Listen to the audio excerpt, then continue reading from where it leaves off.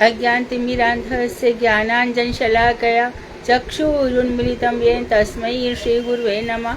नमो महावदन्याय कृष्ण प्रेम प्रदायते कृष्णाय कृष्ण चैतन्य नामने गौरतुषे नमः। हे कृष्ण करुणा सिंधो दीनबंधो जगतपते गोपेश गोपिका कांत राधा कांत नमोस्तुते। तप्त कांचन गौरांगी राधे वृंदावनेश्वरी वृषभानुसुते देवी प्रणमामि हरिप्रिये। तवैवास्मि ना जीवामि त्वया बिना इति विज्ञाय राधे त्वं नये मां चरणान्तिके। गुर्वे गौरचन्द्राय राधिकायै तदालये कृष्णाय कृष्णभक्ताय तद्भक्ताय नमो नमः। वाञ्छाकल्पतरुभ्यश्च कृपा सिन्धुभ्येव च पतितानां पावनेभ्यो वैष्णवेभ्यो नमो नमः। श्री कृष्ण चैतन्य प्रभु नित्यानंद श्री अद्वैत गदाधर शिवासादि गौर भक्त वृंद। हरे कृष्ण कृष्ण कृष्ण हरे हरे हरे राम राम राम हरे हरे। मैं सर्वप्रथम मध्य गुरु पाद्म पद्म परमाराध्यतम नित्य प्रविष्ट ओम विष्णुपाद अष्टोत्तर शत श्रीमद् भक्ति वेदांत श्री नारायण गोस्वामी महाराज मध्य शिक्षा गुरु पाद्म पद्म परमाराध्यतम नित्य प्रविष्ट ओम विष्णुपाद अष्टोत्तर शत श्रीमद् भक्ति वेदांत श्री वामन गोसाई महाराज के श्री चरण कमलों में असंख्य कोटि दंडवत प्रणाम कर उनकी अहेतु की कृपा की वांछा करती हूँ। मैं उपस्थित श्रोता मंडली वैष्णवी सभी के लिए यथायोग वंदन दंडवत अभिवादन करती हूँ। मैं ग्रंथराज श्री चैतन्य शिक्षा में तदीय रचयिता ओम विष्णुपाद सत्यन श्री भक्तिविनोद ठाकुर के चरणार बिंद में अनंत कोटि दंडवत प्रणाम कर उनकी अहेतु की कृपा की वांछा करती हूँ। तो अभी हम बद्ध जीव हम प्रारंभ कर चुके थे और इस बीच में हमारा आज प्रश्न सत्र है। तो बिना अबाध गति से निर्बाध गति से एक के बाद एक प्रश्न पूछिए और जल्दी से जल्दी उत्तर हो और जहाँ तक हो एक्सप्लेनेशन ना किया जाए, क्योंकि हम अधिक यदि कहीं पर कोई कंफ्यूजन है उसी को एक्सप्लेन करिए। प्रश्न का उत्तर आ गया है तो एक्सप्लेन मत करो, प्रश्न का उत्तर आ गया तो एक्सप्लेन मत करो, एक के बाद एक प्रश्न पूछो। जो चीजें एक्सप्लेन हो चुकी है उनको रिपीट मत करो। यदि कोई कंफ्यूजन है तभी एक्सप्लेन किया जाए। हाँ, शुरू कीजिए। हरे कृष्ण। कौन सा पेज है?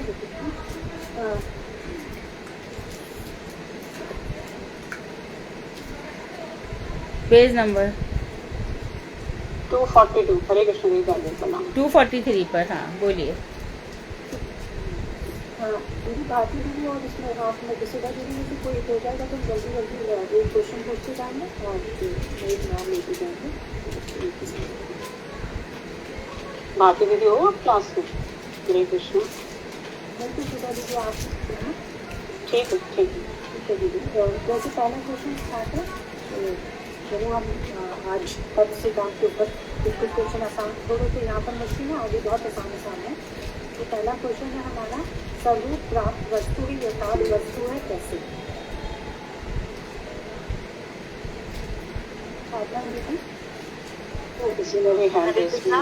प्रणाम दीदी।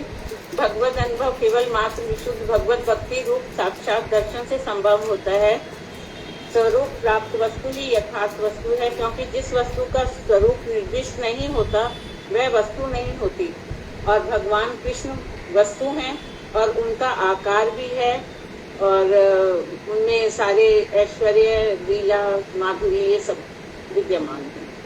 अच्छा प्रश्न, अच्छा उत्तर, बहुत अच्छा। उसका एक छोटा सा और उदाहरण से दीदी ने बता दिया था कि जैसे कोई भी उनका नॉन लिविंग थिंग्स में लेते ना, चेयर टेबल, उन सबका भी स्वरूप है, बिना स्वरूप के तो कुछ नहीं हो सकता।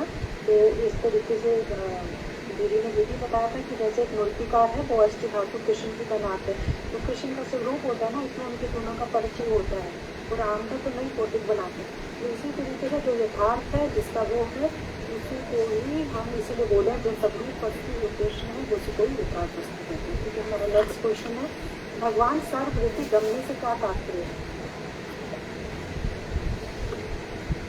इंदु वाही दीदी आप देंगे जवाब इसका? हरे कृष्ण जी, बोलिए दीदी।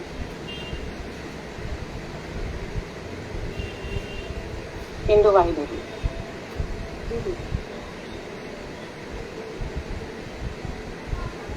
इंदु दीदी अपना माइक, हाँ अपना माइक अनम्यूट करिए इंदु दीदी। हरे कृष्णा, सॉरी ये माइक बंद कर बोल। ज्ञान और कर्म व्यक्ति मार्ग में स्वरूप मात्र है, अर्थात इनका आश्रय लेकर भगवत प्राप्ति नहीं होगी। जब उसमें भक्ति को जोड़ दिया जाता है तो उसको इस तरह भी कह सकते हैं कि जब परमात्मा के भगवान को नहीं पाया जा सकता,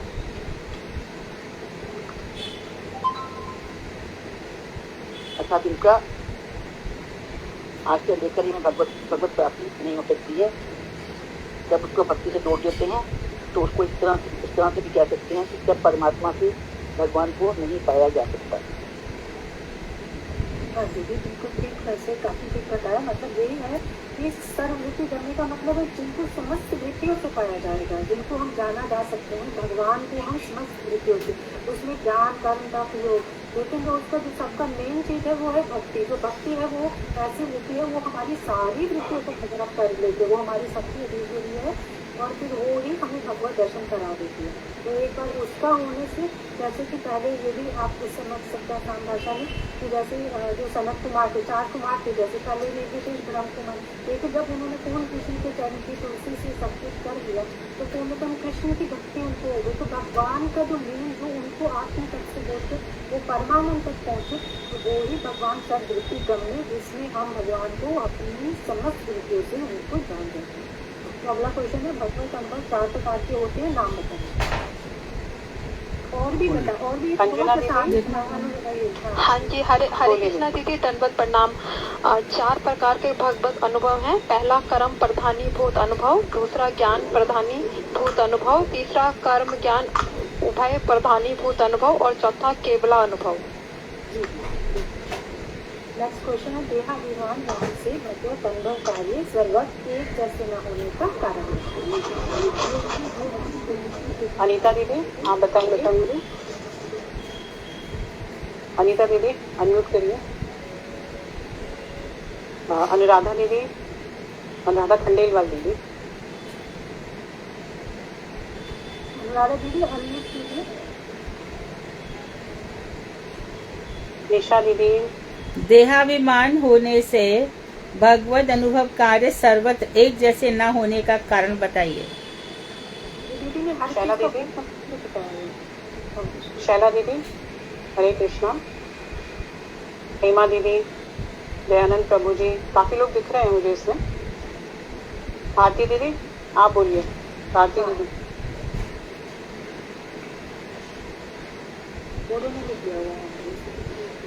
भारती दीदी अनम्यूट करिए। अच्छा अनम्यूट। सत्यवती दीदी आप बताएंगी। 4th क्वेश्चन जो भी अनुराधा दीदी ने पूछा है, ये है, देहाभिमान होने से भगवत अनुभव कार्य सर्वत्र एक जैसे ना होने के कारण बताइए। मतलब इसको और आसान भाषा में आप ये समझिए कि जब हमारे अंदर मैं मेरे का अहंकार रहता है, जैसे झूठू संबंध में शक्ति रहती है, तब हम मतलब एक जैसा, तब तो ऐसा होता है कि हम सारे भगवत जो अनुभव होते हैं वो एक जैसे हम सबको एक जैसे। सत्यवती दीदी बोलिए। सत्यवती दीदी। हाँ जी, ये जब तक जीवों का जड़ संबंध दूर नहीं हो जाता तब तक भगवत अनुभव कार्य सब जगह एक ही समान नहीं होता है। किसी सेवा तो कर्म प्रधान व्यक्ति भक्ति की सेवा में नियुक्त रहकर उसके भगवत अनुभव को कर्म प्रधानी के रूप में प्रकाशित करती है। किसी की ज्ञान प्रधानीभूत भूता बुद्धि भक्ति की सेवा में नियुक्त होकर भगवत अनुभव को ज्ञान प्रधानीभूत के रूप में प्रकाशित करती है। उसी प्रकार ज्ञान और कर्म उभयनिष्ठ बुद्धि भक्ति को सेवा में नियुक्त होकर उभय प्रधानीभूत भगवत अनुभव को प्रकाशित करती है। ये तीनों प्रकार के अनुभव जड़ मुक्त होने पर महिम ज्ञानित भगवान अद्वैत के रूप में प्रकाशित होते हैं। बहुत सुंदर, आपने बिल्कुल कवर किया सारा ही। तो इसमें बस थोड़ा सा और आसान भाषा में हम इसको अगर समझ देते हैं कि जो सबसे पहले है, कुछ लोग होते हैं वो कर्म प्रधान, जैसे किसी को आसान भाषा में बताते हैं, हम भाई किसी मठ में गए हैं, हमको सीढ़ी गंदी की तो हमारे मन में वो हमें मठ की सेवा करनी है तो हम उसको साफ करेंगे। या जैसे हम श्यामानंद प्रभु जी को जिनके स्वामी जी का देश थे, उन्होंने झाड़ू मंडल में किया, तो मतलब लेकिन उनका तो अलग, वो तो उनका लेवल अलग था, लेकिन यहाँ पर हमें ये भी मत करना चाहिए। और फिर बताया, अब हम ज्ञान प्रदानी भूत क्यों बताया, जैसे शौनक आदि ऋषि तो उनको ब्रह्म की जिज्ञासा जान के से, जैसे कपिल देव जी ने देवहूति को ज्ञान दिया, या अंगिरा जी भी जी और नारद जी ने। ये क्वेश्चन सेशन चल रहा है या एक्सप्लेनेशन सेशन चल रहा है, समझ में नहीं आ रहा है। ठीक है दीदी, बस अभी क्वेश्चन से अगला क्वेश्चन है। तो साधन काल में जो रागानुगा मार्ग से साधन करते हैं, सिद्धि काल में उन्हें कौन से ज्ञान की प्राप्ति है?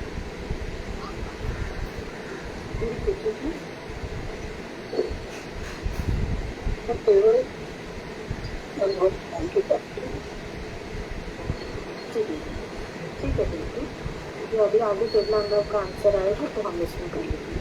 महिम ज्ञान रूप अनुभव और केवल ज्ञान रूप में अंतर बताएं।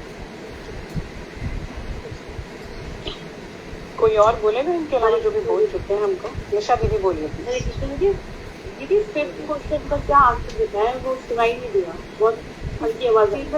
केवल अनुभव रूप क्या? ज्ञान की प्राप्ति। साधन काल में जो हम साधन कर रहे हैं, ये जो धाम है ये साधन धाम है और हम साधन कर रहे हैं। इसमें जो साधन करते हैं, सिद्धि काल में क्या होगा?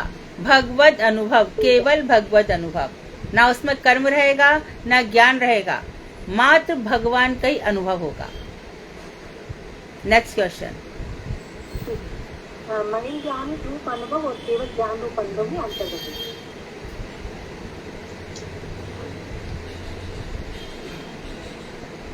शाला दीदी, हाँ दीदी आप किसी जगह जिन्होंने नहीं बताया। हाँ हाँ, शला दीदी बोल रही है। आपने हैंड रेज किया, शला दीदी बोलिए जी। दंडवत प्रणाम। महिम ज्ञान और केवल अनुभव का जो भेद है वह नित्य भगवत तत्वजत है। वह भेद केवल प्रपंच में साधन काल में ही लक्षित होता है, ऐसा नहीं। दोनों प्रकार के भगवत अनुभव ही वैकुंठ तत्व के अनुगत और नित्य है। स्पष्ट है? स्पष्ट है सबको? ये थोड़ा कठिन पार्ट है। नहीं दीदी, तुमने प्रश्न पढ़ा था, उत्तर पढ़ा था, किताब पुस्तक देखी थी एक बार? जी दीदी। अच्छा, जी दीदी। हाँ हाँ, तो क्या समझे? महिम ज्ञान रूप अनुभव के विषय के रूप में केवल ज्ञान रूप अनुभव में अंतर बताइए। तो महिम ज्ञान रूप अनुभव के विषय के रूप में परव्योमवासी अगणित ब्रह्मांडों के राज राजेश्वर परमेश्वर पति श्रीनिवास नारायण चंद्र ही लक्षित होते हैं। जो महिमा है उसमें ऐश्वर्य रहेगा और परव्योमवासी नारायण रहेंगे। क्लियर है? क्या क्लियर हुआ? बोलो।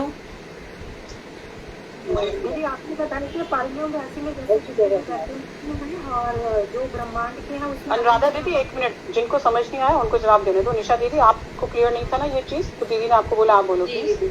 निशा दीदी आप बोलिए। दीदी ने बताया कि महिम ज्ञान अनुभव में भगवान का जब विषय के रूप में भगवान में ऐश्वर्य यहाँ पर स्थापित लक्षित होगा।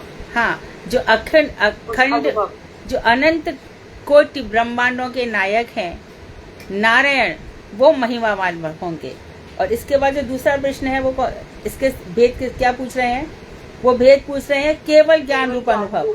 हाँ, तो एक होगा केवल मिश्रित, और जो शुद्ध केवल ज्ञान है वहाँ ब्रजपति श्री कृष्ण श्याम सुंदर मुरली बदन मदन मोहन। जी क्लियर है एकदम?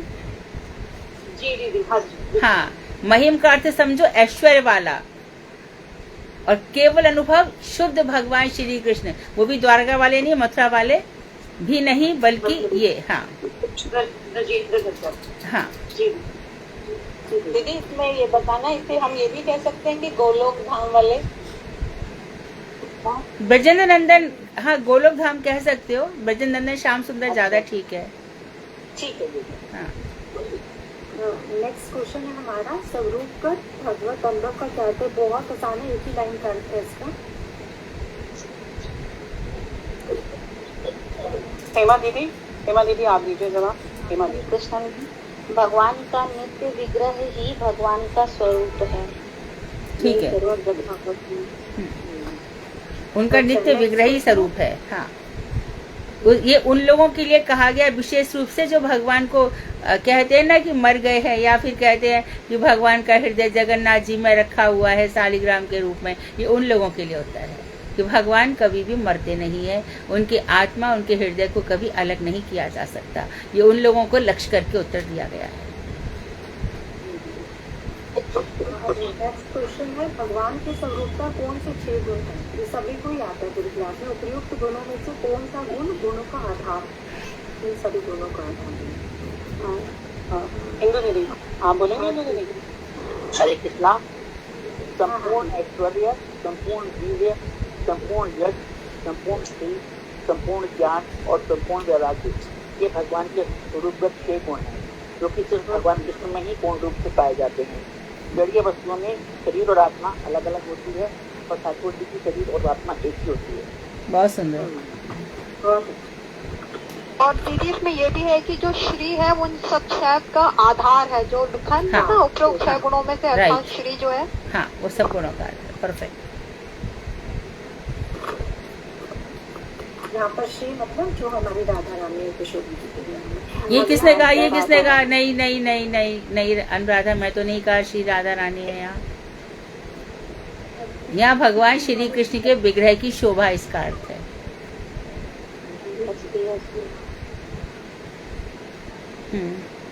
भगवान अभी वो भी आया ना, स्वभक्ति श्रियम अनर्पित चरिम चिरात, जो श्लोक बताया गया ना, वहाँ भी उनके भक्ति का सौंदर्य भगवान श्री कृष्ण के। अभी या किशोरी जी वाला श्रीधर नहीं है। जी जी। हाँ। नेक्स्ट है, जड़ जगत और जीव जगत में भेद और अभेद क्या है? कोई नए लोग हैं इसमें वो भी जवाब दीजिए, क्योंकि जो पुराने लोग हैं सिर्फ वही हाथ उठा रहे हैं। मुझे बार बार फिर उनसे ही पूछना पड़ेगा। अनुराधा दीदी आप बोलिए। अनुराधा दीदी, अनुराधा खंडेलवाल। हाँ जी दीदी, हरे कृष्णा, सबको दंडवत प्रणाम। जड़ जगत में जिस प्रकार जड़ीय विग्रह के द्वारा व्यक्तियों में परस्पर विषय पाया जाता है, और चित्त जगत में भी उसी प्रकार चित्त विग्रह के द्वारा भगवान अनन्य चित्त से पृथक रहते हैं। अर्थात अर्थ क्या है इसका? हाँ, अर्थ बोलो ना, अर्थ तो समझो ना। जड़ जगत में जिस प्रकार जड़ीय विग्रह के द्वारा व्यक्तियों में परस्पर भिन्नता का परिचय प्राप्त होता है, हम सबका जो जड़ीय विग्रह है अलग अलग है कि नहीं है ना? उसी प्रकार अब चित्त जगत में चले जाओ ऊपर, वहाँ भी चित्त विग्रह के द्वारा भगवान अन्य चित्त से पृथक रहते हैं। हाँ, अन्य कितने ही सारे विग्रह भगवान के, द्वारकाधीश है, कृष्ण है, वराह है, मत्स्य है, कूर्म है, ये सब ले लिए जाएंगे। और होने पर भी उनका ये वैशिष्ट्य है कि 1 करोड़ गोपियों के साथ एक का वो आलिंगन कर रहे हैं, तो एक का हाथ पकड़ रहे हैं, एक के दुपट्टे पे बैठ रहे हैं। वहां भी अनेक प्रकार से वो कर सकते हैं। आपके घर में अनेक प्रकार से हैं, उनके घर में अलग प्रकार से हैं, वहां पर अलग प्रकार से हैं। गिरिराज गोवर्धन में अलग है, बरसाने में अलग है। बरसाने में श्याम सुंदर, हाँ इसमें वो नारद जी जाते हैं तो वो भी हाँ, वो महिषियों के, अलग लीला देखते हैं। हाँ, वो द्वारकागत लीला वैशिष्ट है। अभी हम हाँ भगवान श्री कृष्ण का। हरे कृष्णा दीदी, इसमें ये नहीं बताएंगे जड़ जगत नश्वर है, अनित्य है, काल के अधीन है, चित जगत अनश्वर है, नित्य है और काल के अधीन नहीं है? नहीं, वो बात ठीक है, पर इन्होंने प्रश्न ये पूछा है कि जड़ जगत चित्त जगत में भेद और अभेद क्या है। हाँ, इसमें कह सकते हो बिल्कुल, जड़ जगत और चित्त जगत में क्या भेद और क्या भेद है। हाँ, कह सकते हो बिल्कुल। ठीक है। तो मुख्य आपको बोलना पड़ेगा। एक बात ध्यान रखो, जड़ जगत चित्त जगत का रिफ्लेक्शन है, प्रतिफलन है, प्रतिबिंब है। जड़ जगत ऊपर के जगत का। अच्छा बताओ तो सूर्य कहाँ तक चमकता है? सूर्य लोक तक दीदी। हाँ, सूर्य लोक तक। चित्त जगत में तो भगवान की अपनी ही इतनी विभूति है कि उसके आगे वो भी फीका पड़ जाता है। स्वर्ग लोक में चमकेगा? सूर्य लोक तक। हाँ, ठीक है। तो अब ये बताओ कि आपने बहुत अच्छा उत्तर दिया। अब आप ये बताइए कि चंद्रलोक कहाँ पर है?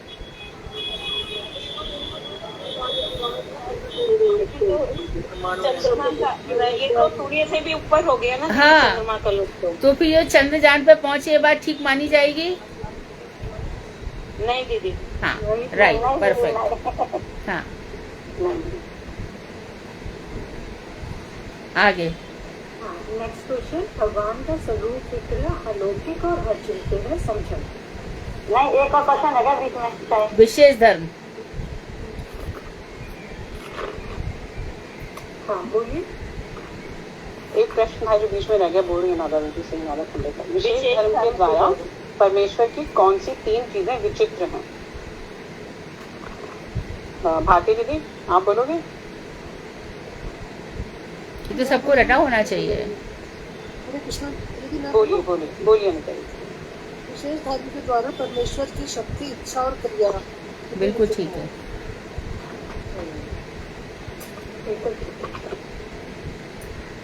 नेक्स्ट, भगवान का स्वरूप विग्रह अलौकिक और अचिंत्य है, समझो।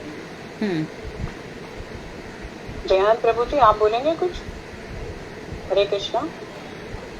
हेमा दीदी आप बोलिए। हरे कृष्णा।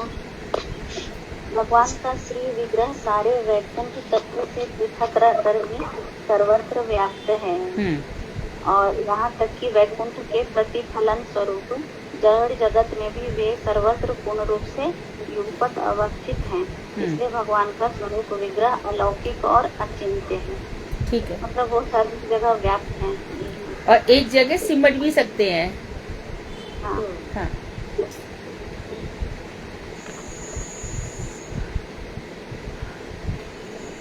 Question number 12। हाँ, श्री कृष्ण विग्रह जब खुद विलास मोह के साथ मंडित होकर उनका कौन से प्रधान गुण का विधान कर रहे हैं? निशा दीदी। जी दीदी बोलिए। दीदी इसमें ऐश्वर्य प्रधान ऐश्वर्य गुण का वो करते हैं, और इसमें जो वो सर्वव्यापी है, और भगवत स्वरूप नित्य वैकुंठ में वो लीला विग्रह विशेष है। ऐश्वर्य प्रधान प्रकाश में विग्रह की मूर्ति के समान है, और माधुर्य प्रधान होने पर वो प्रकाश में विग्रह श्री कृष्ण के चित्र विलास समूह में अनंत अंतरंग प्रभाव से मंडित होकर नित्य ब्रज लीला है। ठीक है। तो इस प्रकार 3 गुणों का वो करना। तो इसमें बताया गया कि भगवान श्री कृष्ण में सर्वाधिक माधुर्य का प्रकाशन है। तो श्रीमन महाप्रभु में किसका प्रकाश है फिर? औदार्य। यस, सबको आना चाहिए औदार्य का। हाँ दीदी इनमें दीदी माधुर्य का प्रधान है ना दीदी? हाँ भगवान श्री कृष्ण में दीदी माधुर्य रस। हाँ, माधुर्य रस का प्रकाश है, और महाप्रभु में औदार्य का। कौन सा वाला नहीं आएगा? हरिदास ठाकुर में किसका प्रकाश है? सेवा दीदी, सेवा नाम नामाचार। नामाचार। हरे राम। हाँ, राम नामाचार का प्रकाश है। दीदी जो ये अभी ये श्री कृष्ण विग्रह जब चिद विलास समूह के साथ मंडित होकर, इसमें हम ये भी कह सकते हैं कि ब्रज लीला परायण गुण का विधान करते हैं। हाँ, ये मेन आंसर ही है ना। कह सकते हैं ना, चिद विलास में उनकी ब्रज लीला है ना। हाँ जी, जिनके हृदय में रस तत्व प्रकाशित हो जाता है वे इस लीला का अनुभव कर सकते हैं। कल वो बताई थी ना, चरणों में उनके जो पत्र रचना करते हैं, ऐसे भगवान बहुत सही लीलाएं करते हैं। कभी भी ब्रज में देखो, वो पुरुष रूप में तो गए ही नहीं। कभी मालनिया बन के, कभी मालिश वाली बन के, तेलिन जिसको बहन बोलते हैं, कभी मणिहारन बनकर, और कभी ये जो सांप उतारता है ना, जहर क्या बोलते हैं उसको, जो सांप उतारता है, सपेरा। हाँ, ये सब बन करके, हाँ ऐसे बन के वहां पहुंचते हैं वृषभानुपुर में। और ऐसा है कि कहीं कहीं ऐसा लगता है कि वृषभानु जी को इस वस्तु का आभास है, क्योंकि राधा जी को कीरत सुधा बहुत कम कहा जाता है। वो वृषभानु जी की इतनी लाडली है।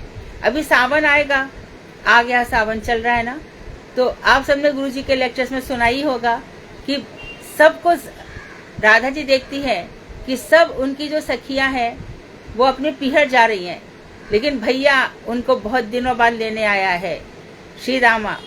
तो रो पड़ती है एकदम कि तुम इतने दिनों बाद आए, बहुत दिन है गए, भेज दो मैं पीहर को जाऊंगी, भैया आए गयो मोयली बाएबे, मैं पिहर को जाऊंगी। ये महाराज जी भी इस कथा को सुनाते हैं, हमारे ब्रज में भी सुनाते हैं। तब राधा जी सबको आते देखते अपने पिताजी से शिकायत करती हैं कि आपने कितने दिन लगा दिए। और वो पिताजी आनंद वृंदावन चंपू में कवि कर्णपुर स्पष्ट रूप से लिख रहे हैं कि चारों तरफ चंदोबे टांग दिए जाते हैं, सुंदर सुंदर वृक्ष की चंदन की लकड़ी देखी जाती है। वहां पर वृषभानु जी राधा जी के लिए झूला लगा देते हैं, काहे की पटरी बनाई, सोने की पटरी है और सुंदर सुंदर रेशम की डोरी है। राधा जी जो वर्णन किया गया है ना, आनंद वृंदावन चंपू से ही है। आंखों में कजरा और पैरों की क्या है, पचरंग साड़ी, क्योंकि लहरिया की साड़ी तीजों पे आज भी लड़कियों को लहरिया की साड़ी पहनाई जाती है। तो इस तरह से वहां पर वर्णन है। तो ब्रज विलास में बहुत सारी लीलाएं आ जाएंगी। और अब देखो क्वार आ जाएगा, तब श्राद्ध आएंगे। श्राद्ध में 16 दिन राधा जी सांझी लीला बनाती है, हर दिन नई नई लीला बनाती है। आगे सांझी लीला क्या होती है? इसमें जो लीलाएं होती है ना, उसमें संकेत से राधा जी कभी कुंज के पीछे राधा जी खड़ी हो जाएंगी, कभी मधुमंगल खड़ा हो जाएगा। प्राय करके सखियों की चित्र रचना की जाती है गोबर से। हमारे गांव में बनाते थे, अब लेकिन आज समझ में आया है।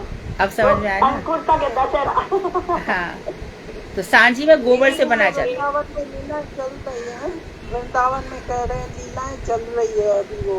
हाँ, सांझी लीला अभी चल रही है। सांझी लीला क्वार में आएगी भाभी जी। नहीं, अभी तो रासलीला चल रही है। हाँ, रासलीला में हाँ, रासलीला में पहले देवकी नंदन जी, अभी फतेह सिंह जी।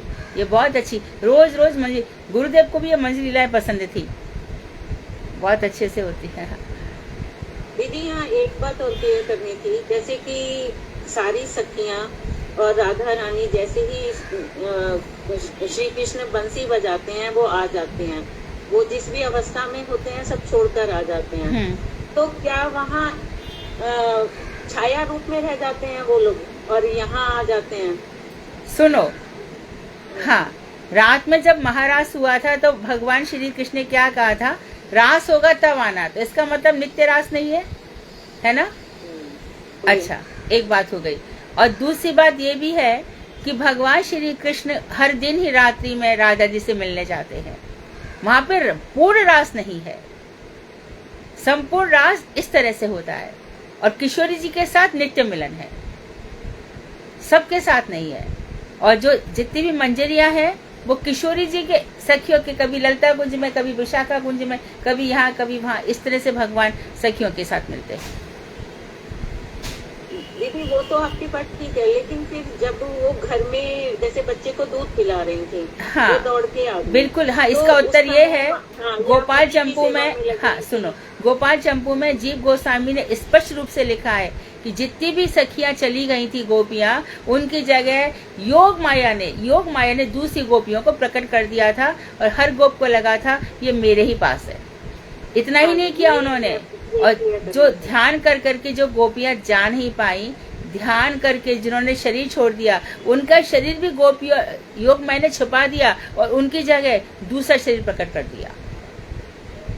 ये भी गोपाल चंपू में लिखा है। और तीसरा पॉइंट ये भी लिखा है कि जब ये ऐसी चली गई, आंख में किसी के काजल नहीं है, किसी के बिंदी टेढ़ी मड़ी लग रही है, किसी ने कमर का यहाँ पे पहन लिया है, हाथ का पैर का हाथ में डाल लिया है, ऐसे करके गई है। तो योग माया ने देखा है कि इस तरह से कृष्ण को रास का आनंद नहीं आएगा, तो योग माया ने विभिन्न रूप धारण करके सब सखियों को सजाया है, अच्छे से बस इत्यादि पहनाए।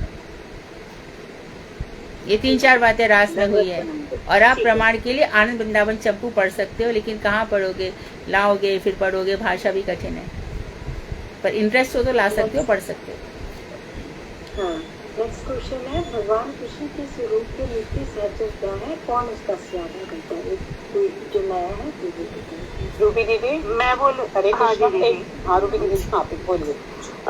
भगवान का स्वरूप नित्य सिद्ध है। कोई विशेष चिन्मय धाम उपकरण, चिन्मय काल और परिकर समूह उस स्वरूप के नित्य सहचर हैं और आस्वादनी उस रस के रसिक व्यक्ति निकट ही उस आस्वादनीय है। फिर दीदी ने बताया था जो गुरु वैष्णव है वो आस्वादनीय है, जो हमारे गुरु वैष्णव है वो आस्वादनीय होते हैं।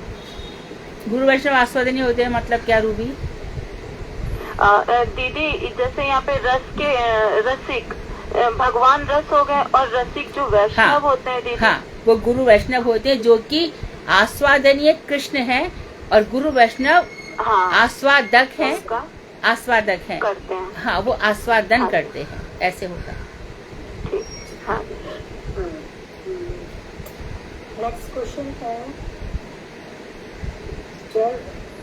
जड़ जगत अच्छा ना लगने पर और उच्च जगत की उपलब्धि ना होने पर जीव की सोच क्या होती है? बहुत सुंदर प्रश्न है। आप बोलेंगे? शैला दीदी को बोलने दीजिए। जी बोलिए।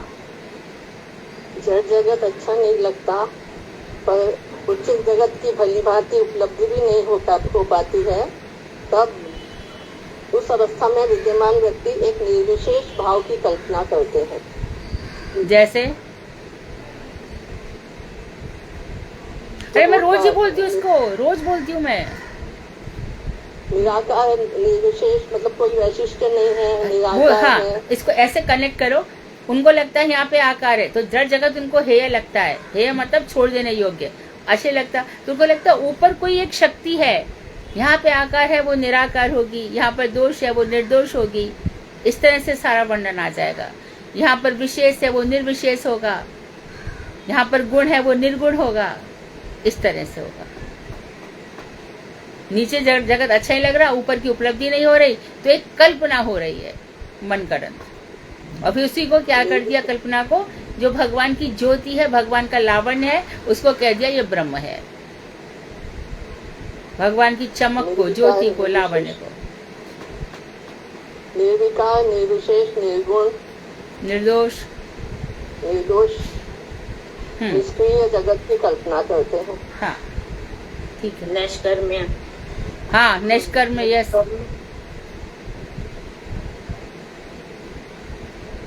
हाँ ठीक है। तो ये क्लियर है ना ये वाला क्वेश्चन? जगत अच्छा न लगने को। तो नेक्स्ट पूछो, वस्तु का लक्षण क्या है, उन लक्षण के ना रहने पर क्या होता है? ये बहुत आसान है। बोलिए आप बोलिए। जल्दी करो, अभी क्वेश्चन 15 ही है, बहुत सारे, आज 3 घंटे लग जाएंगे। प्रत्येक वस्तु का कोई ना कोई लक्षण होता है। तो लक्षण यही है कि अस्तित्व होता है, उसका विशेष है, उसमें क्रिया होती है, प्रयोजन होता है। और अगर यदि अस्तित्व नहीं रहेगा तो नास्तिकवाद की मतलब उपस्थित होकर वस्तु को लोप कर देता है, मतलब उसका कुछ ये रहता ही नहीं कि वस्तु है या नहीं है।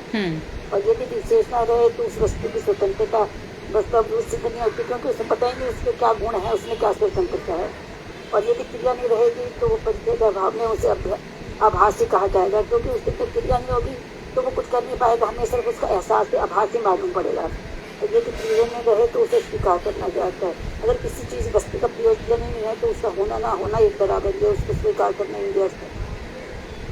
अच्छा है, कौन बोल रहा है ये आंसर? मैं ज्योति गुप्ता। हाँ ज्योति, अच्छा प्रयास है तुम्हारा। नेक्स्ट क्वेश्चन है, विपरीत वस्तु को स्वीकृति देने से वह नशाखोरों का सिद्धांत कैसे हो जाएगा? अंजना दीदी। हाँ जी। हरे कृष्णा दीदी, जड़ जगत से विपरीत कहने पर एक अपक्ष सिद्धांत तुम पर आक्रमण करेगा। कोई विपरीत वस्तु है या नहीं उसका कोई भी परिचय नहीं है, अतः विपरीत वस्तु स्वीकार करना नशाखोरों का सिद्धांत ही हो जाएगा। बहुत सुंदर अंजना, अच्छा बोला है तुमने। हाँ नेक्स्ट क्वेश्चन हो राधा। भगवान की शक्ति में कौन कौन से गुण हैं?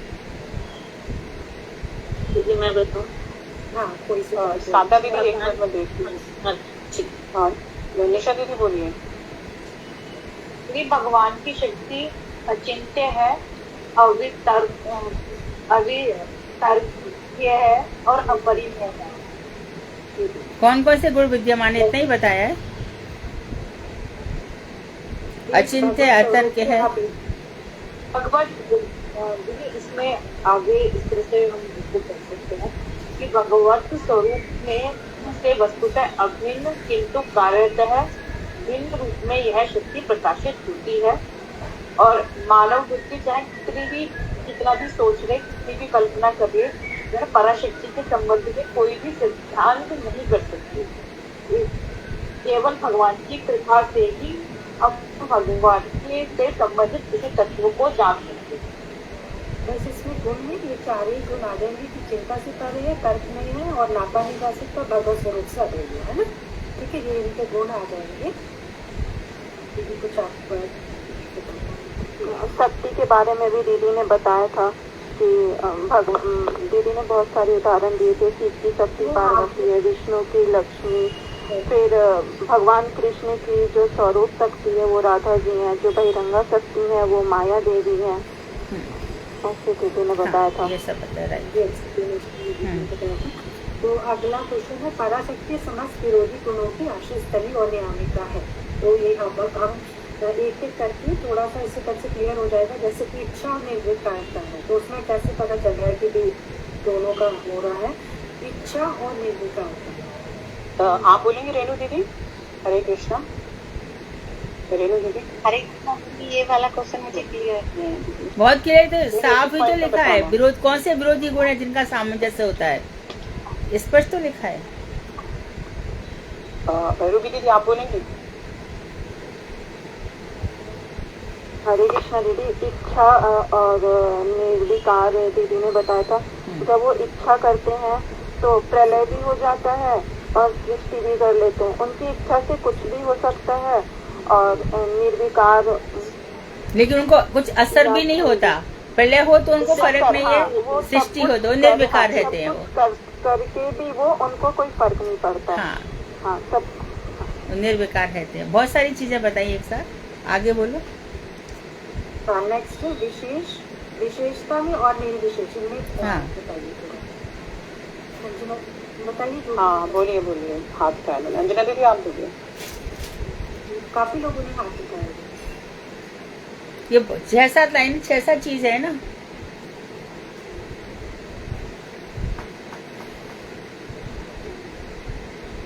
इंदु भाई दीदी। हरे कृष्णा, दंडवत प्रणाम। हाँ। विशेषता है करुणा, औदार्य और माधुर्य, और निर्विशेषता है यदुकुल का संहार। राइट। अगला है एक स्थान प्राप्ति तो बहुत सारे स्थान प्राप्ति। ये तो बहुत आसान है, मतलब सादा दीदी मैं बताऊं। हाँ दीदी, एक स्थान पर भी रहते हैं और कभी कभी व्यापक होकर भी सब जगह व्याप्त रहते हैं। कभी कभी नहीं, हमेशा ही सर्वत्र व्यापी है। तो ये कैसे बताती? जैसे हमारे मंदिर में या हमारे घर में जो अर्चविग्रह हैं, तो वहाँ हमें एक स्थान पर रहते हुए नजर आते हैं, लेकिन जब हम उनको अलग अलग भाव से अनुभव करते हैं कि वो लीला माधुरी भी कर रहे हैं, वो ऐश्वर्य भी दिखा रहे हैं, तो वो हर रूप में हर जगह विद्यमान, सर्वव्यापक है। जैसे दीदी इसमें उनका कैलाश क्या आ सकता है, उसने बोला था कि खंभे में है, सब व्यापक है। अगला वैराग्य और राज्य। आप बोलिए अनुराधा दीदी। अनुराधा खंडेलवाल दीदी। एक मिनट देखती हूँ दीदी, कौन सा है? वैराग्य और राज्य। हरे कृष्णा। राग लगा यानी वैराग्य ऐसा है कि यानी उन्होंने पूरा वो गोकुल का वो द्वारकाधीश का पूरा वो कर दिया, समुद्र में डुबा दिया, तो इतना वैराग्य हो गया उनको। और राग में कि उन्होंने हर गोपियों के साथ में रासलीला की और अपने वंश का ही संगार करवा दिया। हाँ, बस तो एकदम वैराग्य हो गया उनको, कुछ भी उनको असर नहीं पड़ा यानी। तो दीदी वृंदावन से भी सबको छोड़कर चले जाते हैं। कभी गोकुल, कभी वृंदावन, कभी द्वारका, कभी कोई लगाव नहीं। निष्कर्म और क्रिया। निशा दीदी। निशा दीदी। दीदी उनकी वो बहुत सी क्रियाएं भी कर सकते हैं, और निष्कर्म में का अर्थ भी मुझे अभी समझ में नहीं आ रहा है। निष्कर्म काम नहीं करता, सब कुछ करने पर भी वो बोलते मैंने कुछ किया ही नहीं है। हाँ यही बताया था दीदी। जब अपराध कोई करता है तो उसको मानते नहीं है और उस क्षमा उन्हीं से दिलवाते हैं, और वो ये कहते हैं कि सब कर्म करते हुए मुझे ही अर्पित करो। और अर्जुन नहीं, का ये घोड़ा ठीक है। भी वो ये हाथी कह रहे हैं कि कर्म भी करते हैं और कर्म नहीं भी करते। उनके अंदर कर्मठता भी है और साइमल्टेनियसली निष्कर्मता भी है। कुछ करते हुए आपने कुछ करता ही नहीं। बताया था दीदी कि अर्जुन का रथ हाँक रहे हैं फिर भी वो कुछ नहीं कर रहे थे। ये बताया था आपने। उसके पैर भी धो रहे हैं घोड़े के भी। हाँ, ये भी अग्र पूजा में तो पैर भी प्रक्षालन कर रहे हैं। अग्र पूजा में तो झूठी थाली भी उठाई है। हाँ, और युक्ति और स्वेच्छा है नेक्स्ट। अनीता दीदी। कृष्णा दीदी, दीदी स्वेच्छामयी है दीदी, मनमाने तरीके से जो वो चाहते हैं वही करते हैं दीदी। हाँ, और युक्ति वो अपनी इच्छा के अधीन है। उद्धव जी को अक्रूर जी को सॉरी अक्रूर जी, हाँ, उनको साथ में जाते हैं, बात भी करते हैं, फिर उनको लीला दिखाते हैं रथ पे। विचार विमर्श करते हैं ब्रह्म हृदय में। हाँ, दीदी युक्ति मेरे सामने है दीदी, युक्ति समझा दीजिए दीदी। कौन सा? दीदी युक्ति इसमें दीदी स्वेच्छामय का तो दीदी वो मनमाने तरीके से जो चाहते हैं वो करते हैं। दीदी युक्ति में क्या आएगा दीदी? पूरी लाइन बोलो क्या लिखा है, क्योंकि युक्ति के कई अर्थ आते हैं। दीदी युक्ति और स्वेच्छामयता। हाँ, कभी तो युक्ति से और कभी अपनी इच्छा से। कभी युक्ति दे देते हैं किसी चीज की और कभी, जैसे कि देखो, परीक्षित को गर्भ में रोका, बचाया ना। अच्छा, और उधर जो अपना भांजा था, कौन, अभिमन्यु, उसको मरवा दिया। तो उनकी स्वेच्छामयता है। और कभी अक्रूर जी को भेज करके युक्ति का प्रदर्शन करते हैं। क्या कहलवाते हैं धृतराज से, अरे कम से कम 5 गांव तो दे दो। ये उनकी युक्ति है। और स्वेच्छामयता ऐसी है कि अपने भांजे को भी नहीं बचा रहे हैं। जयद्रथ को मरवाना था तो सूर्य को रोक दिया। बहुत स्वेच्छा में है वो। तो नेक्स्ट है दीदी और स्वाति। कामिनी दीदी आप बोलेंगी? कामिनी दीदी, कामिनी भाभी सत्यवती बोलो। दीदी आप बोलेंगी? सत्यवती दीदी एक बोलो। मिनट दीदी, मैं पूछ लूँ। आप बोल देना फिर, अगर और कोई नहीं बोले तो। हाँ, आप ही बोलिए निकल दीदी वो सब नियम दीदी अपने हिसाब से बनाते हैं। और दीदी वो किसी से बंधे हुए नहीं है ना, बिल्कुल अधीन नहीं है दीदी। स्वराट है, स्वराट। जैसे सबको तो कहते हैं माँ बाप की सेवा करो, खुद नंद यशोदा को छोड़ कर। यस, हाँ वो ऐसे ही है। परम स्वतंत्र नहीं सिर पर कोई। नारद जी ने यही कहा है, आपके सिर पर कोई नहीं है, आप जो मना करते हो। प्रभुत्व और कैंकर्य। किंकर तो बन ही गए, बार बार कह रहे हैं हम लोग। घोड़े के भी। प्रभुत्व स्वामी और कैंकर्य दास। हाँ, और स्वामी तो सबके हैं। और देखो, महाराज उग्रसेन को ही राजा बनाया, खुद राज नहीं लिया उन्होंने। बलराम भैया तो जगह जगह क्रोध दिखा देते हैं। हस्तिनापुर में जब लक्ष्मणा को, सांब को लक्ष्मणा को नहीं दिया, अच्छा हमारी जूती हमारे ही सिर, लेकर के बलराम जी ने हस्तिनापुर नीचे कर दिया। आज भी नीचे झुका हुआ है वो, और ये खड़े खड़े मुस्कुराते रहते हैं। और खुद ही युक्ति देखो, अपनी बहन सुभद्रा से कहते हैं अर्जुन को ले जा रथ में उठा करके। और बलराम कहते क्या किया, मैंने तो पहले से तो दुर्योधन से शादी करूंगा। भैया आप रहते तो आप नहीं समझते हो, अपने पिताजी को पटा लेते हैं, सुभद्रा को, दुर्योधन को मत देना। ये सब उनकी लीलाएं हैं। नेक्स्ट है सर्वज्ञता और ज्ञान संग्रह। सर्वज्ञता का पहले बताऊंगी। सब कुछ जानने वाले हैं। ज्ञान प्राप्त करते हैं, पितामह के पास जाते हैं, राजनीतियों के पास जाते हैं ज्ञान लेने। और जब गोवर्धन पूजा होती है तब नहीं पूछते हैं मैया आज क्यों इतना ये सब बनाया जा रहा है, किस लिए हो रहा है। वहाँ भी तो अज्ञान बन करके करते हैं। और जैसे दंडक कार्य विषय से राम जी ने ज्ञान लिया, भीष्म पितामह से उसमें ज्ञान में संलग्न मध्यमाकार और अपरिमेय। मध्यमाकार उनका राइट। बोलिए इंदु दीदी। अच्छे होते तैयार किया, आज काफी लोग आए, बोलो ना जल्दी जल्दी बोलो, नहीं तो आज 6 ऐसे ही बच जाएंगे। थोड़ा जल्दी मध्यमाकार भी है, क्योंकि जब वो मानव रूप लेकर आए और तो एक मध्यमाकार भी है, उनका बाल रूप भी है, मध्यमाकार भी है, और वैसे वो मतलब अपरिमेयता है उनमें, वो अपना रूप विस्तार कहीं तक भी कर सकते हैं, विश्व रूप भी होनी चाहिए, विराट रूप भी होना है, संपूर्ण ब्रह्मांड में व्यापक है, लेकिन वो वास्तव में कैसे मध्यम आकार वाले, ज्यादा से ज्यादा समझो ना कि उनका कितना हाइट होना चाहिए, 5 फीट 8 6 फीट तो नहीं होगी, 5-8 होगी।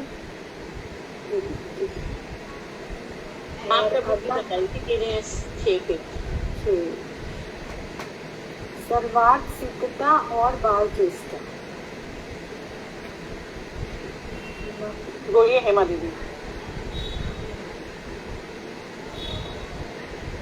हरे कृष्ण जी, हरे कृष्ण जी। दीदी वो सब कुछ करते हैं, जो समर्थ है वो सब कुछ कर सकते हैं, और सब सारे ब्रह्मांडों के वो एकमात्र स्वामी है, किंतु जो दही जो माखन की मटकी है उसको पाने की वो चेष्टा कर रहे हैं, तो इस तरीके से वो बाल चेष्टा भी करते हैं, और वो सब कुछ कम करने में भी समर्थ। वो घर की धेली नहीं फलांग पा रहे,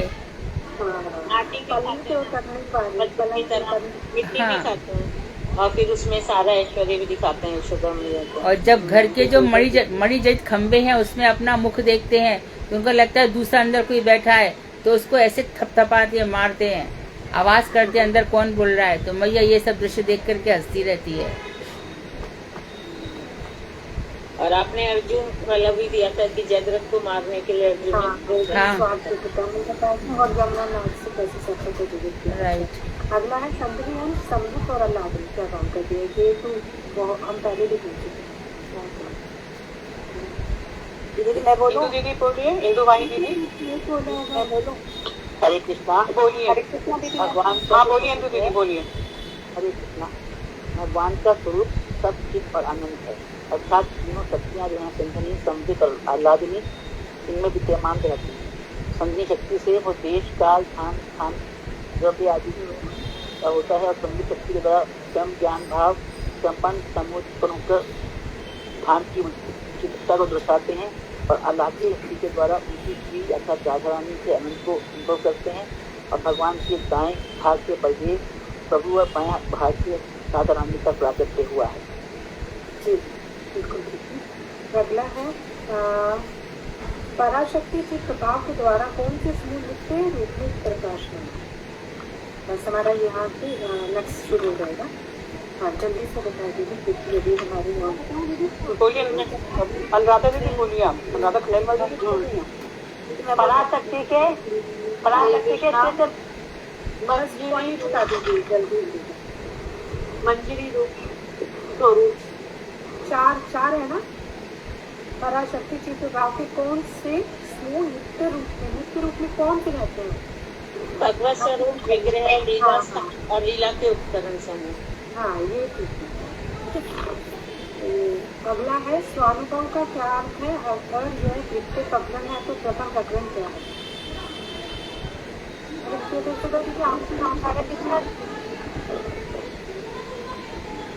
आप पूछ लो ना दीदी, कोई प्रॉब्लम नहीं। क्वेश्चन पूछी, मैं नाम बोलती हूँ।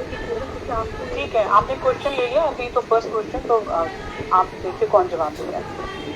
हरे कृष्ण दीदी मैं बोलूं? क्वेश्चन कर दीजिए दीदी। स्वाभिमान का अगर ये द्वितीय प्रकरण है तो प्रथम प्रकरण क्या है। हाँ हरे कृष्ण दीदी, इसका आंसर है स्वानुभव ही शुद्ध ज्ञान का द्वितीय प्रकरण है। जीव द्वारा अपने स्वरूप की अनुभूति प्राप्त करने का नाम ही स्वानुभव है। और इसका जो द्वितीय प्रकरण है वो परेशानुभव है। प्रथम प्रकरण पूछे ना वो हाँ प्रथम है। हाँ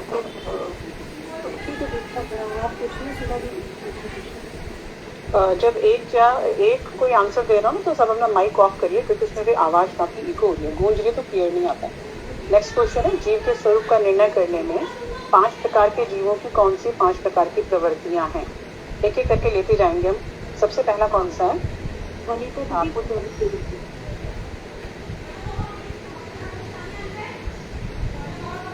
दीदी आप पहला बता दीजिए कि जगह भी हो जाएगा ना, क्योंकि क्वेश्चन अगर प्लीज अनुराधा दीदी ने हैंड रेज नहीं किया। अनुराधा दीदी आप बोलिए, जल्दी जल्दी बोलेंगे तो क्वेश्चन काफी है हमारे। अनुराधा दीदी, आनंद भी आता है। श्याला दीदी कोई भी बोलिए। नीति बुद्धि या अंतस जीवन में अवस्थित व्यक्तियों का उत्तर इस प्रकार का होता है कि प्राकृत अणु परमाणुओं के यथोचित सहयोग से मानव देह और देह में स्थित यंत्र समूह उत्पन्न होते हैं तथा उन यंत्रों के चलने से उसमें अनुभव और विभिन्न प्रकार का विचार युक्त ज्ञान पैदा होता है।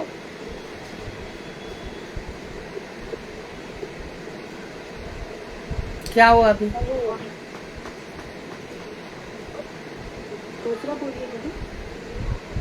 नैतिक जीवन। अगला कौन सा है? अगला पॉइंट बताइए। हाँ जी, एक एक करके बोलते हैं। और दूसरा बता देंगे, दूसरा कोई और। अच्छा जी, नैतिक। हाँ बोलिए दीदी। जो लोग नैतिक जीवन में अवस्थित हैं उनका भी उत्तर पूर्वोक्त उत्तर जैसा ही होता है। केवल एक बात उनमें अधिक यह होती है कि वे जीव को नीति परायण मानते हैं। इनके विचार से नीति विरुद्ध कार्य या नीति द्वारा ही पशु या मनुष्य का वेद स्थिर होता है। और तीसरा है कल्पित शेषेश्वरवादी नैतिक व्यक्ति भी ऐसा ही कहते हैं। केवल अधिक रूप से यह कहते हैं कि जीव के सामाजिक कल्याण के लिए ही एक कल्पित ईश्वर विश्वास रखकर उनके अधीन रहना उचित है। और पांचवा है सच्चे ईश्वरवादी नैतिक व्यक्ति का कथन है कि ईश्वर ने माता के गर्भ में जीव को पैदा किया है। कर्तव्य पालन के द्वारा स्वर्ग आदि लोकों का भोग करने में जीव का अधिकार है। और पांचवा है ब्रह्म ज्ञान परायण व्यक्तियों का इस विषय में यह सिद्धांत होता है कि जीव वास्तव में ही ब्रह्म है और विद्याग्रस्त होने पर ब्रह्म ही जीव है और विद्या का बंधन दूर होने पर वह जीव ब्रह्म हो जाता है। ठीक है दीदी। अगला है चैतन्य शिक्षामृत का अमृत वाक्य क्या है? इस ग्रंथ का अमृत वाक्य क्या है?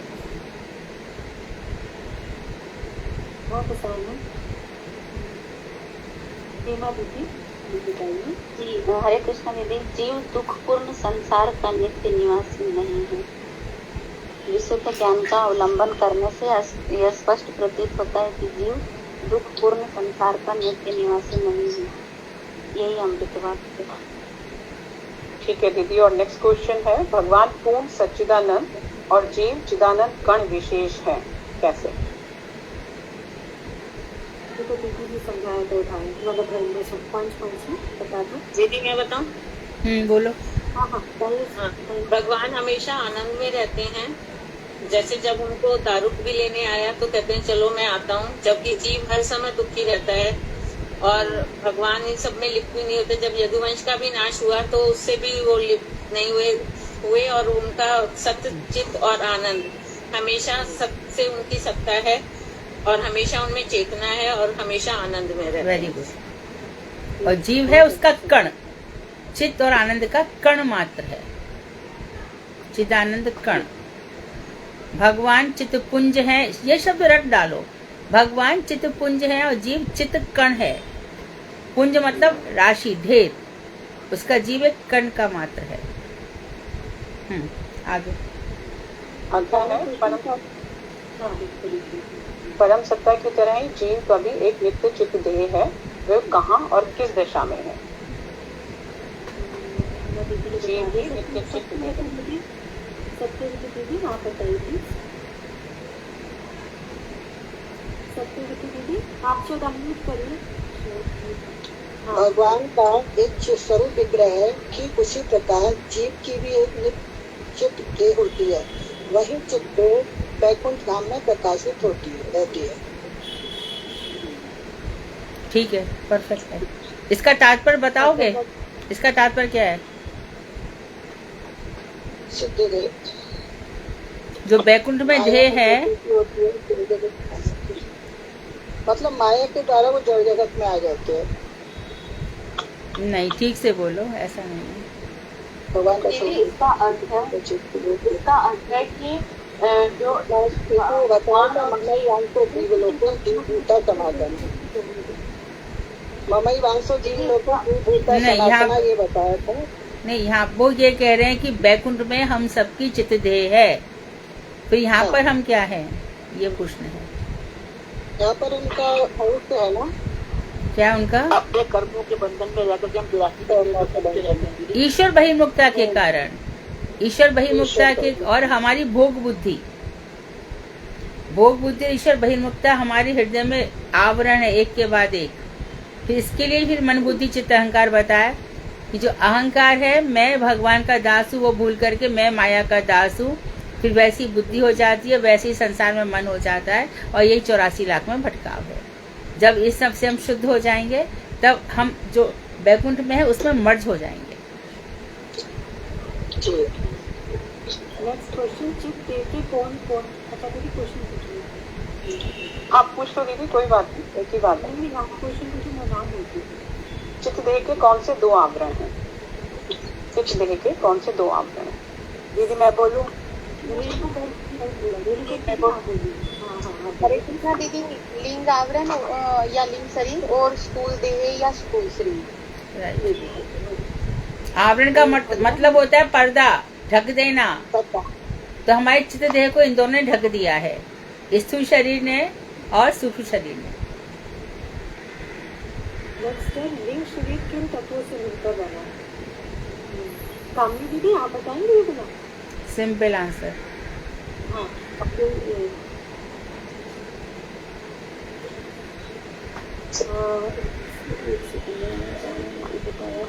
जल्दी बोल, तो सबको आता ही होता है। अमिता रेणु गर्ग दीदी आप बताओ, आपने तो अभी रेणु गर्ग दीदी बताइए। हाँ, हरे कृष्णा दीदी, लिंग शरीर बुद्धि और अहंकार। हाँ, राइट, मन बुद्धि चित्त अहंकार। आगे का प्रश्न, चित्त शरीर यथार्थ वाला मैं और मेरा और जड़ संगी मैं और मेरा से क्या डिफरेंस है, क्या अर्थ है?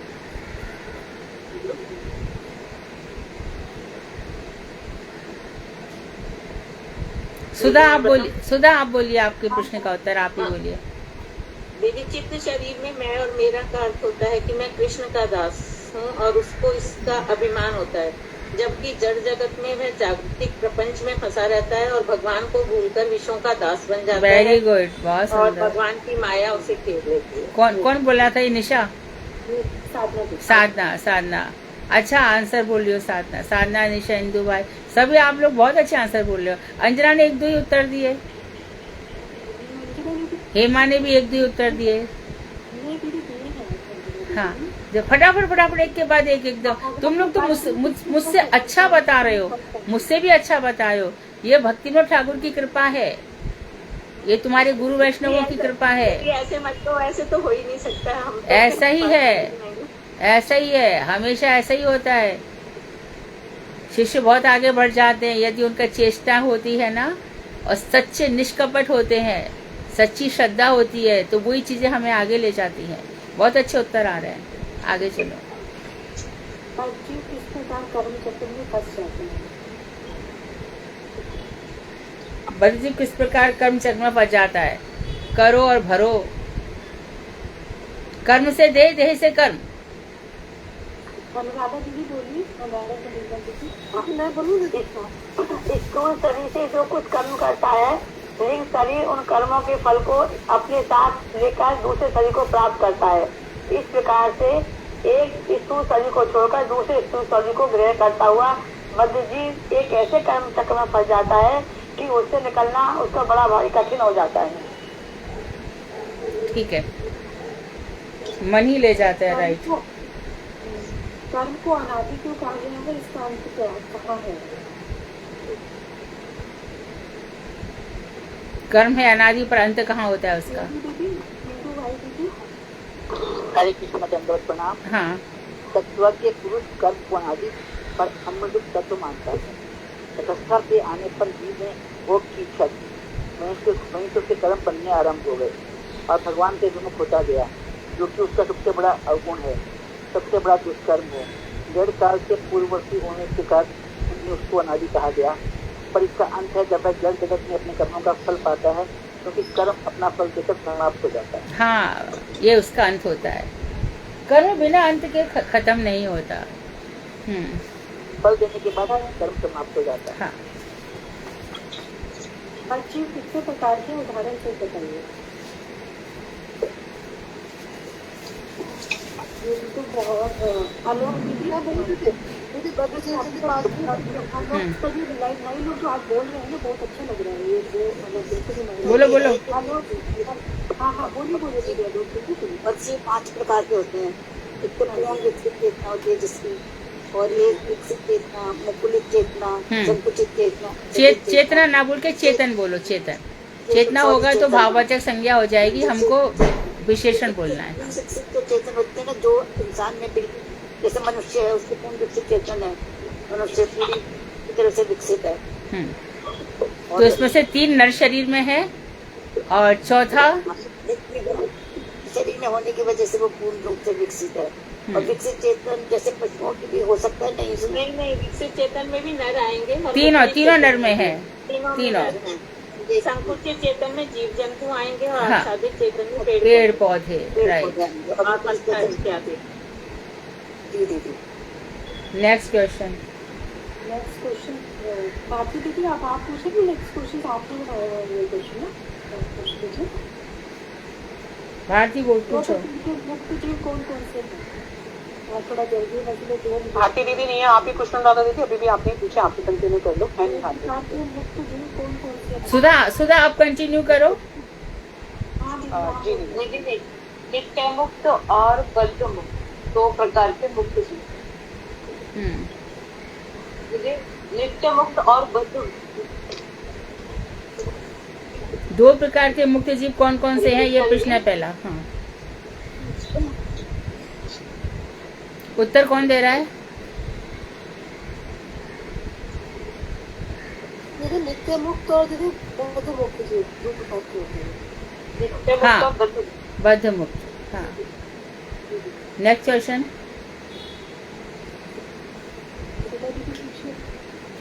नित्य मुक्त जीव कौन कौन से होते हैं?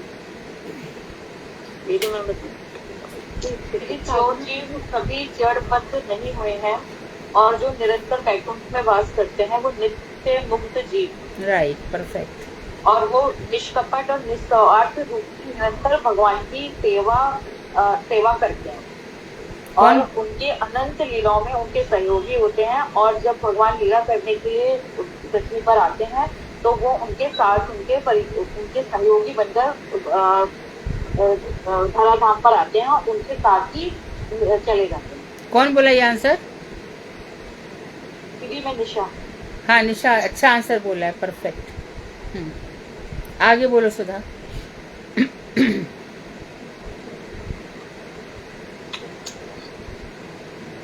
दीदी शायद वो लेफ्ट हो गई हैं। हाँ, वो गलती से हो गया लेफ्ट। हाँ, 1 सेकंड है आगे वापस से 1 मिनट।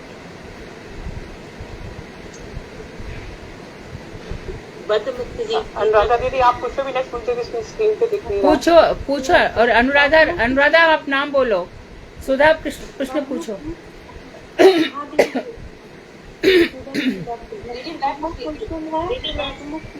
बार दीदी का लेफ्ट हो रहे हैं। बद्ध मुक्त जीव कोई और पूछे? हाँ। बद्ध मुक्त जीव कौन से हैं? बद्ध मुक्त जीव कौन से होते हैं? पूछ आंसर। देखिए बद्ध मुक्त जीव भी इसकी तरह होते हैं, किंतु जो बद्ध मुक्त जीव होते हैं वो उनको भगवान की सेवा करने का अवसर नहीं मिलता है। वो जड़ जगत से मुक्त हो चुके हैं किंतु अभी वो भगवान की सेवा में युक्त नहीं हो रहे हैं, इसलिए वो नित्य मुक्त नहीं है। परफेक्ट है। आगे प्रश्न पूछो, कोई तो पूछो जल्दी जल्दी। कौन सा क्वेश्चन है अभी? थर्ड है। थर्ड है, 4th है। हाँ 4th है शायद। 4th पूछो। 4th। बस थोड़ी सी रहने को 1 वर्ड से जल्दी हो जाएंगे। जब जड़ मुक्त जीव इस जड़ जगत में आते हैं तब वे बद्ध होते हैं या नहीं? हरे कृष्णा। हाँ सपना जी, सत्यवती बोलो। ये इच्छा अनुसार अपनी अपनी शुद्ध देह में विचरण करते हैं और पुनः शुद्ध धाम में चले जाते हैं। ये जड़ जगत में विचरण करने पर भी पुनः बद्ध नहीं होते। बद्ध मुक्त जीव, हाँ ठीक है। नेक्स्ट नेक्स्ट है नित्य मुक्त जीव कितने प्रकार के होते हैं? नित्य मुक्त जीव, अनुराधा दीदी आप नाम ले लो प्लीज। बोलो बोलो, बाकी सब जल्दी जल्दी बोलो, सरल आंसर है तो क्वेश्चन सरल है बहुत।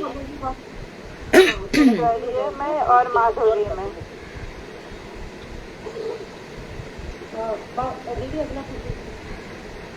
बद्ध मुक्त जीव कितने प्रकार के होते हैं? बद्ध मुक्त जीव ईश्वरगत, माधुर्यगत और ब्रह्म ज्योतिगत। हाँ ठीक है, ठीक है।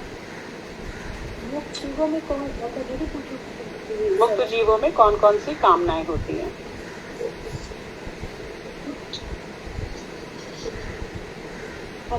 मुक्त जीवों की कामनाएं क्या हैं?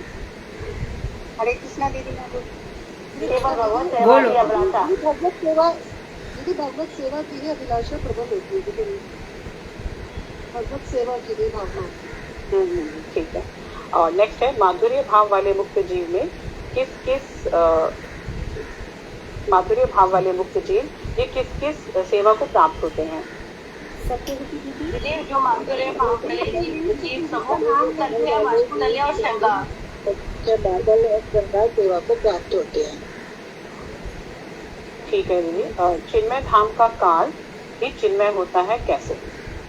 चिन्मय धाम के काल में भूत भविष्य नहीं होता, केवल वर्तमान में होता है। सप्ता दीदी एक मिनट नाम लेने दीजिए। साधना दीदी इनको नाम लेने दीजिए। सप्तताल की कथा दीदी बोलिए। रेणु दीदी जो आज उन्होंने बहुत आंसर दिए, रेणु दीदी आज लिखिए, रेणु बहन। हरे कृष्णा दीदी, चिन्मय धाम अलौकिक है। वहाँ किसी प्रकार का कोई भी अभाव नहीं है। वहाँ शोक, भय, मृत्यु नहीं है। उस काल में भूत और भविष्य भी नहीं है। केवल वर्तमान काल की समस्त क्रियाओं का संपादन होता है। इसलिए चिन्मय धाम का काल भी चिन्मय ही होता है। अच्छा है दीदी। और अगला क्वेश्चन है अहंकार कितने प्रकार का होता है? सप्तताल का उद्धार किसने किया? अनुराधा दीदी आप बताइए। अनुराधा चलेगा दीदी। हाँ, अहंकार दो प्रकार का होता है, जड़ी अहंकार, शुद्ध अहंकार। जड़ी अहंकार में जैसे मैं बहुत सुंदर हूँ, मैं बहुत होशियार हूँ और शुद्ध अहंकार में और शुद्ध अहंकार में मैं कृष्ण का नित्य दास हूँ। जी।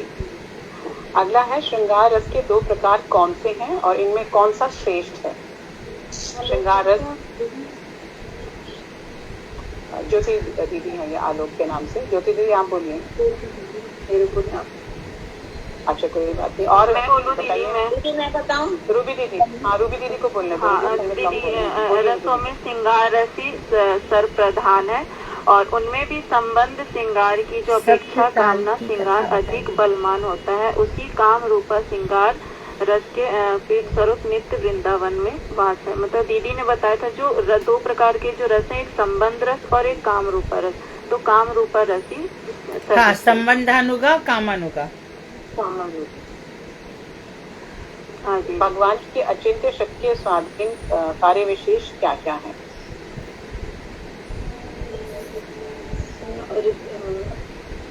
ज्योति गुप्ता दीदी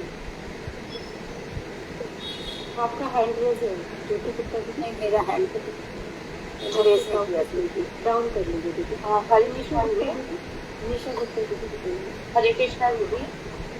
दीदी भगवान की अचिंत्य शक्ति के स्वाधीन कार्य उनका स्वाधीन कार्य है कि वो सभी प्रकोष्ठों में विहार करते हैं और अचिंत्य शक्ति के द्वारा प्रपंच में अपने पीठ और अनुचरों के साथ श्री कृष्ण जब प्रकट काल में अचिंत्य शक्ति के द्वारा प्रपंच में अपने पीठ और अनुचरों के साथ, पीठ अर्थात उनके धाम, उनके साथ जो श्री कृष्णचंद्र विहार करते हैं, उन सब विहार कार्य में भगवान, उनके अनुचर वर्ग, उनके रसोपकरण समूह और उनका रस पीठ अर्थात उनके धाम और उनके जितने भी धाम है वो प्रापंचिक नेत्रों से दिखाई पड़ता है, अर्थात वो संसार भी के अधीन नहीं।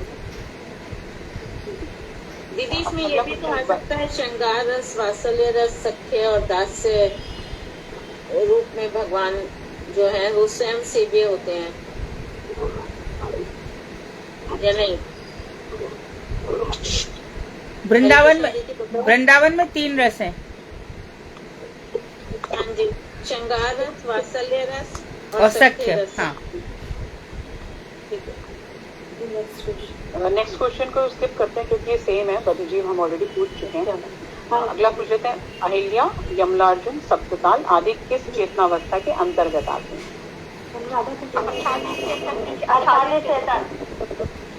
ठीक है। संकुचित चेतन से उद्धार का एकमात्र उपाय क्या है? साधना होता है दीदी। दीदी ये जो है पूर्ण प्रेम को प्राप्त हुए जो हमारे गुरु वर्ग हैं या नारद आदि भक्तों और सिद्ध जीवों की कृपा से संकुचित जीव जो हैं उनका उद्धार हो जाता है। इसमें अगले 2 क्वेश्चन भी सेम हैं। मुकुलित चेतन अवस्था और कौन कौन से जीवन की होती है? मुकुलित चेतन अवस्था कौन कौन से जीवन की होती है? बोलिए। पुण्य जीवन और केवल नैतिक जीवन और कल्पित शाश्वत नैतिक जीवन, इसमें मुकुलित चेतन जीव की स्थिति होती है। और विकसित चेतन अवस्था किस प्रकार के नर जीवन में होती है?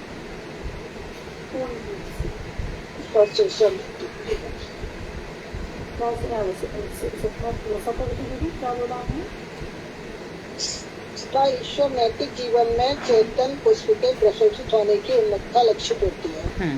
ठीक है। और विकसित अवस्था? पूर्ण विस्तृत अवस्था तो परम पुरुष वास्तविक शाश्वत जीवन तथा साधना में भक्ति जीवन दोनों अवस्थाओं में परिलक्षित होते हैं।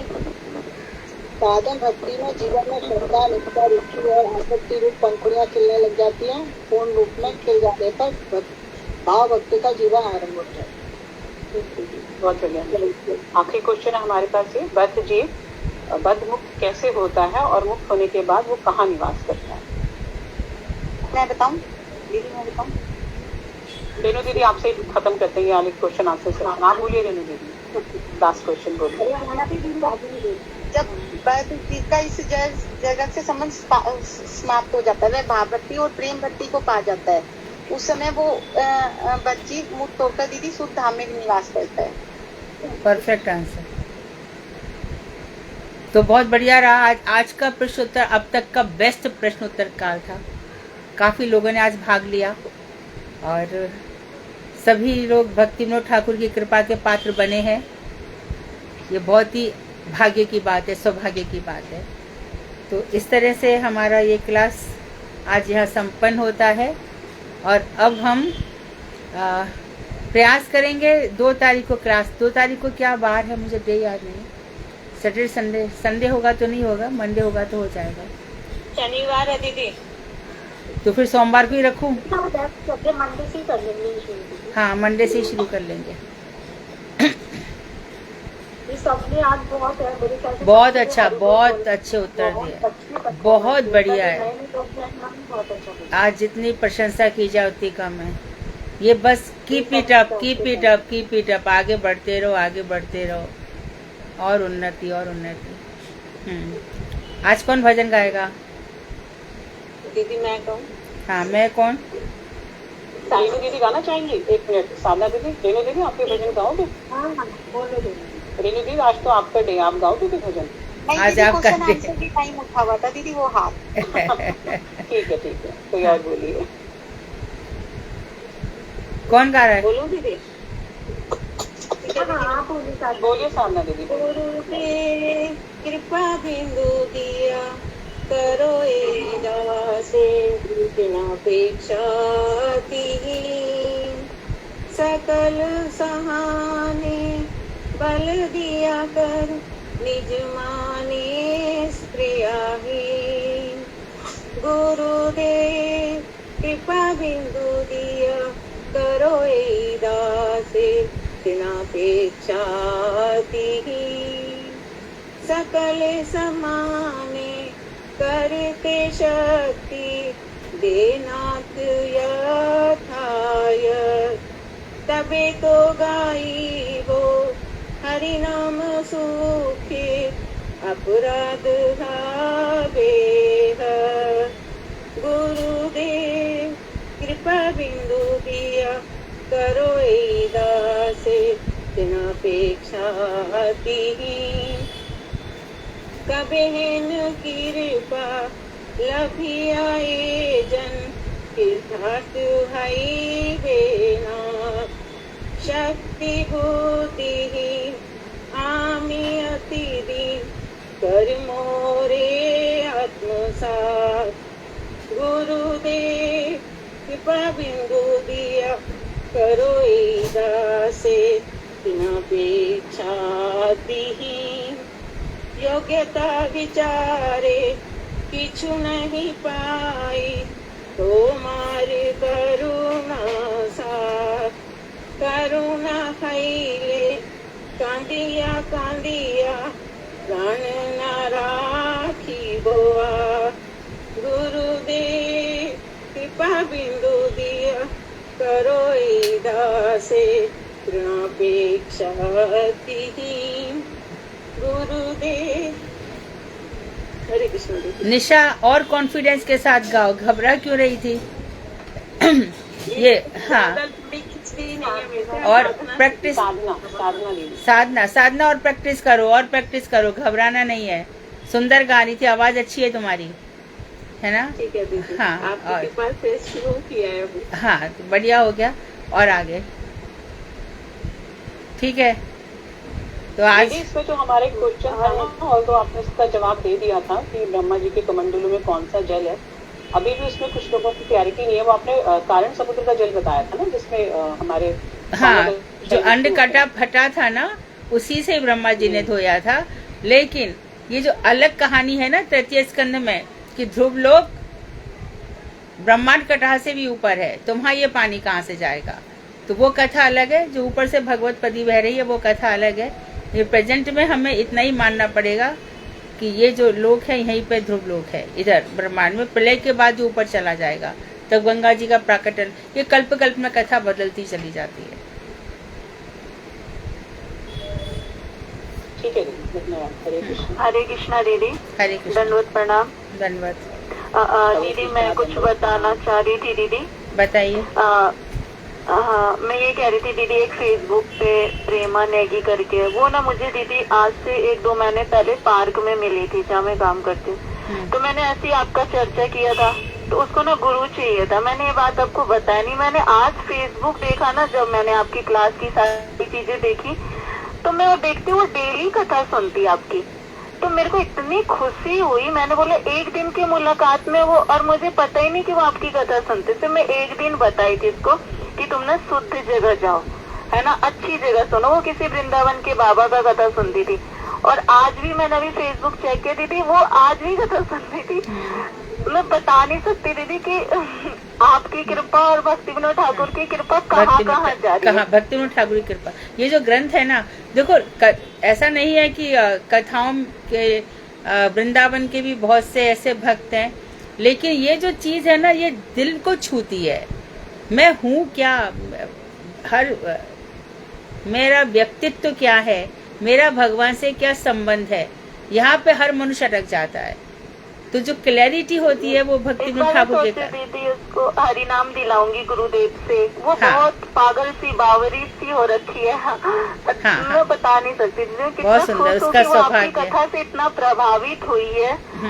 मैं दीदी को बताऊंगी। हाँ हाँ, हरे कृष्णा दीदी, दंडवत प्रणाम। दंडवत। दीदी मैंने मधु दीदी को ना, मैं बिल्कुल आपको दीदी मैं बिल्कुल नहीं जानती थी। मैंने आपकी एक दिन कथा सुनी, जो आपकी कथा एक दिन सुन लेना दीदी वो छोड़ ही नहीं सकता। मैंने अभी हरि नाम भी नहीं लिया हुआ, लेकिन आपकी रोज एक कथा को दीदी मैं 3-3, 4-4 बार सुनती हूँ। बार भी सुनती रहती हूँ ना, तो भी दीदी ऐसा लगता है जैसे कुछ कौन बोल रहे हैं? ज्योति बोल रही है? कौन बोल रहे हैं? रेणु गर्ग नाम आ रहा है तुम्हारा। अभी हरि नाम नहीं लिया दीदी मैंने ना। हाँ, ले लो। जो चीज हमें चाहिए उसमें देर मत करो, क्योंकि और ज्यादा माला होगी और ज्यादा भजन होगा। हरि नाम में बस इतना ही करना है कि एक गुरुजी से हरि नाम ले लिया, और फिर अब वो हरि नाम जो है उसको पकड़ लिया, इतना ही होता है और कुछ नहीं होता। दीदी एक क्वेश्चन था मेरा ना, एक्चुअली क्या है यहाँ पे नरेला में ना दीदी मधुसूदन महाराज जी का है जो तीर्थ मठ से हैं शुरू से, तो जैसे मैंने उनका ही सोचा हुआ था कि उनसे दीक्षा लूंगी, लेकिन अब मैं ना दीदी गौड़िया मठ की सारी जैसे काफी क्लासेस ले रही हूँ, काफी लोगों से जुड़ गई हूँ, तो दीदी मैं जैसे समझ नहीं पा रही हूँ कि मुझे क्या करना चाहिए। गौड़ीय संप्रदाय बहुत अच्छा है, श्रेष्ठ संप्रदाय प्रभुपाद जी का, चक्रवर्ती ठाकुर का, रूपनाथ गोस्वामी का है, रूप गोस्वामी का है, सनातन गोस्वामी का है, तो तुम गौड़ीय भक्त बन जाओ। जी दीदी, जी दीदी। हाँ हाँ आप कृपया कीजिए दीदी मेरे हाँ ऊपर। जरूर, तुम्हारे को भगवान करे तुम्हें एक अच्छे गुरु मिले और तुम्हारा भक्ति भाव ऐसे ही बढ़ता चला जाए। जी दीदी, धन्यवाद दीदी। हाँ, धन्यवाद। हरे जी इन्होंने रिक्वेस्ट भी करी है रेणु दीदी ने कि जब आप दिल्ली आए तो आप उनके घर पे एक हाउस प्रोग्राम करें। ये बहुत मेरी इनसे 2-4 बार जब भी बात हुई है तो उनका हमेशा ये रहा है कि मधु दीदी आए और मेरे घर पे अपने चरण डालें तो मेरा घर थोड़ा सा पवित्र हो जाएगा। हाँ, के चरण कर उन्होंने सकते कई बार हैं, बोला है दीदी। हम प्लान कर लेंगे। दीदी मेरे घर भी, साधना के घर भी गुरुगामा। हाँ दीदी मैं ले भी जाऊंगी, आपको छोड़ भी जाऊंगी। हाँ ठीक है ठीक है ठीक है ठीक है, प्लीज। हाँ अवश्य ही। वांछा कल्पतरुभ्यश्च कृपा सिंधु बेवचा पतितानां पावनेभ्यो वैष्णवेभ्यो नमो नमः। इन दिनों में रूप गोस्वामी से सब लोग प्रार्थना करेंगे कि जिस तरह से उन्होंने भक्ति रसामृत, सिंधु जुलमणि इत्यादि ग्रंथ लिखे और जिस तरह से विरह भाव, जो राधा जी का विरह है, विरह के बिना मिलन पूर्ण नहीं होता, उसकी अनुभूति हो। विरह भाव आत्मा का परमात्मा से जो विरह है, किशोरी जी का जो भगवान श्री कृष्ण के साथ विरह है, वो विरह की हमारे हृदय में अनुभूति हो। ऐसे सब लोग रूप गोस्वामी से प्रार्थना करेंगे।